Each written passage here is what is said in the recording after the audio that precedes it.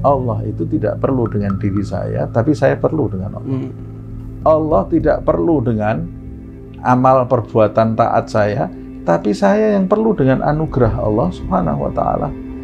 Allah tidak mendapat bahaya dengan amal maksiat saya, tapi saya yang takut bermaksiat karena bahaya itu bisa datang ke diri saya sendiri.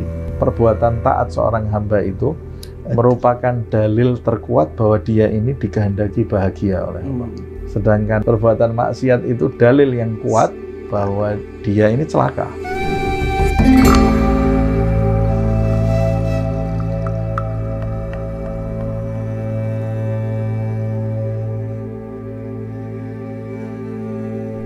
Tadi Habib sudah menjelaskan kepada kita semua terkait tentang bahwa roja dan khauf itu harus ada keseimbangan. Dan ini saya kira menarik di paragraf selanjutnya kitab ini. Imam Al-Haddad memberikan kepada kita bagaimana tips-tips supaya saat setan itu menghembuskan misalnya raja kepada kita berlebihan. Di sini disebutkan bahwasanya ketika setan berkata kepadamu, sesungguhnya Allah itu maha suci, maha besar, tidak butuh kepada amal ibadahmu. Engkau beribadah atau tidak beribadah juga Allah tidak membutuhkanmu.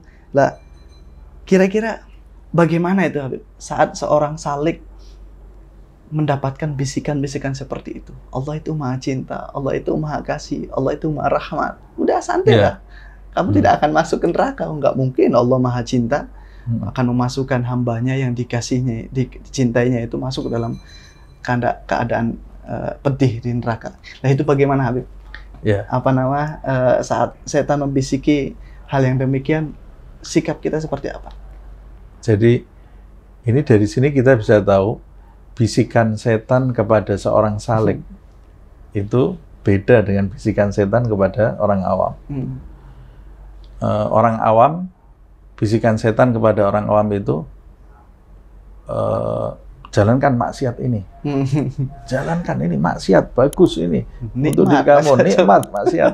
Atau mau melakukan taat, buat apa kamu lakukan amal taat ini bisikan setan ini. Nanti ketika dia melakukan amal taat, dibisiki lagi setan supaya pamer, riya. Atau bangga terhadap dirinya sendiri. Saya hebat. Nah, kalau manusia ini sudah lolos dari bisikan-bisikan itu, ini jerat terakhirnya setan. Kalau kita bisa lolos dari jerat ini, kita selamat dari bisikan setan. Jerat terakhirnya setan, kata Imam Ghazali di kitab Minhajul Abidin itu ya. Jadi ada 10 jerat setan. Ini jerat yang terakhir. Jerat yang terakhir ini 2 bisikan ini. Kata dia, setan, kalau setan membisikkan kepada kamu, innallaha subhanahu wa ta'ala ghaniyun anka wa an amalika. Allah itu tidak perlu dengan dirimu, amalmu, kata setan. Wala tanfa'uhu ta'atuk, wala tadurruhu ma'siyatuk. Amal taat kamu tidak ada manfaatnya buat Allah. Amal maksiatnya juga tidak berbahaya buat Allah. Betul ini yang dibisikkan setan ini kan sebetulnya. Tapi untuk sesuatu yang tidak baik. Jadi orang yang pinter dalil itu belum tentu betul juga ini kan. Ini dalilnya betul, tapi tujuannya tidak baik. Tadi setan juga itu menggoda kita dengan dalil. Dalil Quran ini. Jadi orang yang datang bawa dalil itu belum tentu baik juga, ya kan? Tujuan kamu apa nih dalil ini? Dimanfaatkan untuk kepentingan apa? Ini setan ini memanfaatkan kepentingan dalil ini untuk menyesatkan hamba Allah Subhanahu wa Ta'ala.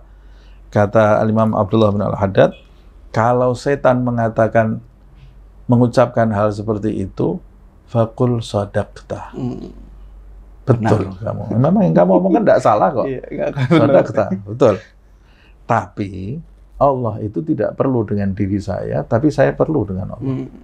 Allah tidak perlu dengan amal perbuatan taat saya, tapi saya yang perlu dengan anugerah Allah Subhanahu wa Ta'ala. Allah tidak mendapat bahaya dengan amal maksiat saya, tapi saya yang takut bermaksiat karena bahaya itu bisa datang ke diri saya sendiri.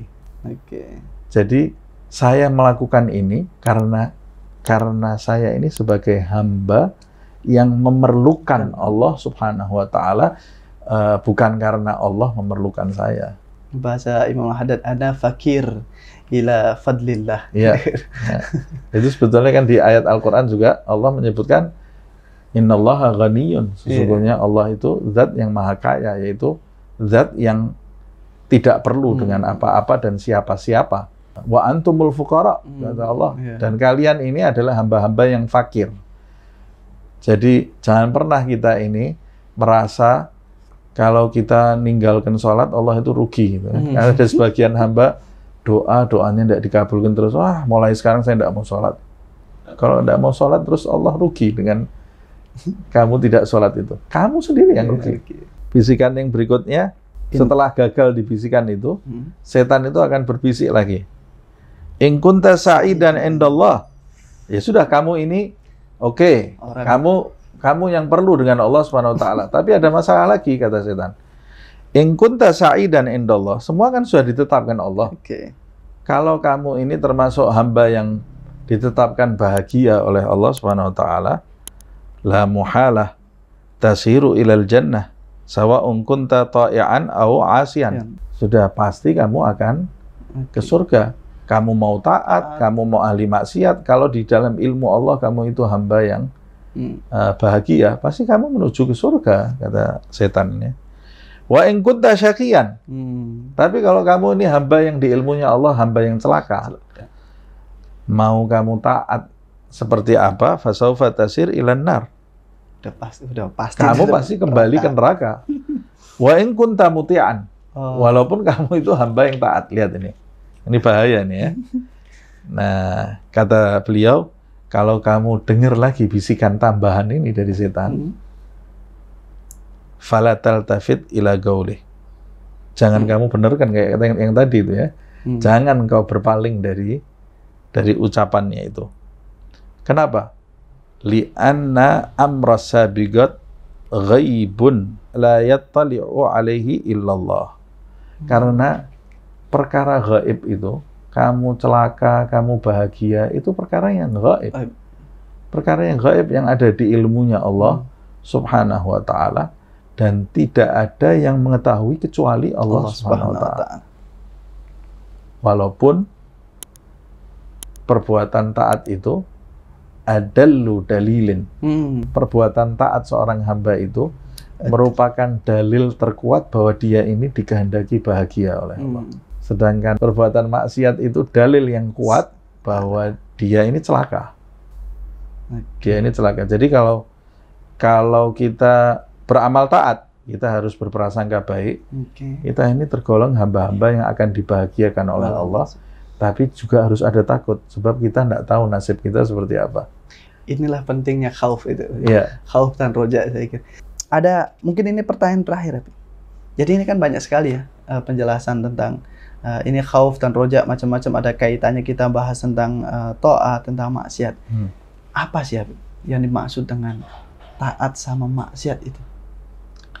Ta'at itu artinya tunduk kepada perintah Allah Subhanahu wa ta'ala, ketundukan seorang hamba kepada tuannya yang maha besar.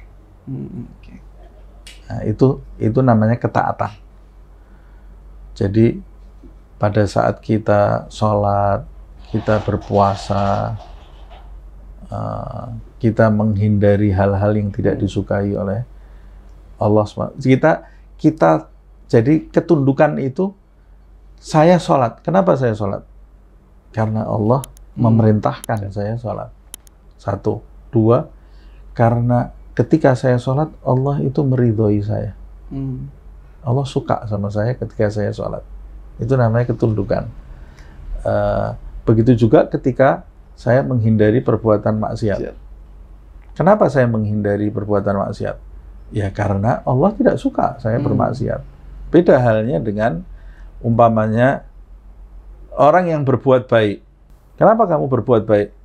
Umpamanya, kenapa kamu memberi orang?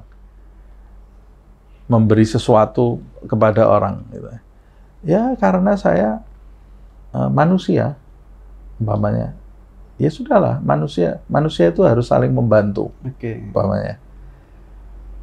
Tidak ada keterkaitan rohani kepada Allah Subhanahu wa taala itu jauh berbeda. Ada orang-orang yang baik tapi dia tidak mengenal Allah Subhanahu wa taala. Ya memang tabiat manusia itu kan ada tabiat baik, ada tabiat buruk. Tapi kalau yang namanya taat itu mengkaitkan tabiat baik dan menghindari tabiat buruk karena ketundukan kepada Khalik, kepada Sang Pencipta. Saya umpamanya menghindari perbuatan mencuri. Kenapa kamu menghindari perbuatan mencuri? Ya merugikan orang lain, selesai. Padahal beda kalau saya menghindari perbuatan mencuri. Kenapa? Karena perbuatan mencuri itu merugikan orang lain dan Sang Pencipta tidak menyukai saya kalau saya itu merugikan sebagian hambanya. Itu jauh berbeda. Bedanya adalah orang yang beriman dan tidak beriman gitu. Betul.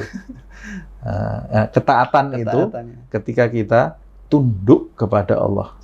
Tunduk kepada Allah itu seperti itu, mengkaitkan semua perbuatan kita kepada Allah Subhanahu wa taala. Begitu juga umpamanya ketika kita saya tidak mau minum arak. Kenapa? Karena minum arak itu bahaya buat liver umpamanya atau buat ginjal. Saya tergolong orang baik, tidak minum arak. Tapi beda dengan orang yang saya tidak mau minum arak. Kenapa? Karena Tuhan tidak suka saya minum arak. Itu orang taat. Itu ketaatan. Nah, kalau maksiat itu pembangkangan terhadap perintah Allah. Kebalikannya taat. Orang yang bermaksiat, orang yang membangkang Allah Subhanahu wa taala. Tidak menuruti perintah Allah. Makanya Adam disebut maksiat. Wa 'asa Adam rabbahu faghwa. Karena dia tidak nurut kepada perintah Allah Subhanahu wa taala. Pada saat kita tidak menuruti perintah Allah Subhanahu wa taala, maka kita tergolong hamba yang bermaksiat. Tentunya ini bertingkat-tingkat, Habib ya. Betul. Dan tidak di sini kita akan membahasnya. Ya. Baik Habib, alhamdulillah alamin. Terima kasih Habib atas penjelasannya. Kita menjadi paham bahwasanya antara khauf dan roja ini harus ada keseimbangan untuk proses kita dalam menuju meniti perjalanan kita kepada Allah Subhanahu wa taala. Dan kita juga dijelaskan oleh Imam Haddad bagaimana langkah-langkah saat setan ini mencoba menggunakan argumentasi dalil-dalil yang kadang itu adalah benar tapi pada hakikatnya itu adalah tidak benar.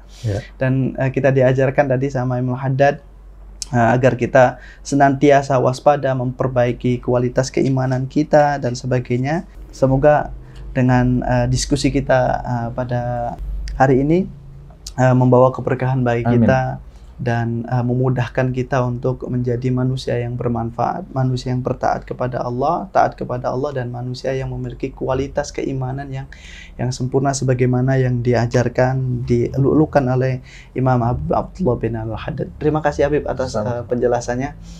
Semoga Habib semua dalam keadaan sehat walafiat lahir dan batin, dan bisa membimbing kita sampai kita bisa menghatamkan dan mengkaji beragam ilmu dari Habib Abdullah bin Al-Haddad. Teman-teman Nurwala, demikian diskusi kita pada pertemuan kali ini, bab ke-10, mencoba untuk mencegah malas dari amal taat dan ingin bermaksiat ala Imam Abdullah bin Al-Haddad. Insya Allah kita berjumpa kembali di sesi-sesi selanjutnya.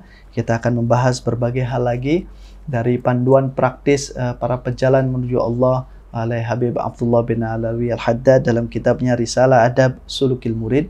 Saya akhiri perbincangan kita hari ini dengan mengucapkan alhamdulillahirabbil alamin. Wassalamualaikum warahmatullahi wabarakatuh.